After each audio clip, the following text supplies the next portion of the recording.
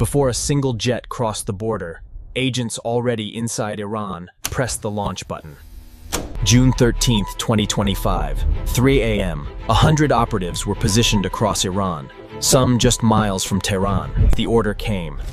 They launched from inside Iran. Iran's air defenses went dark. Israel also sent a fake emergency message.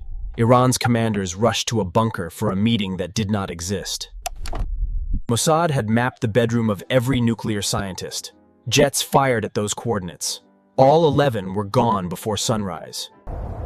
Air defenses down. Commanders gone. Scientists eliminated. 200 jets flew completely unopposed. Planned for over a year. Iran never saw it coming. This is the war nobody fully understands. Follow.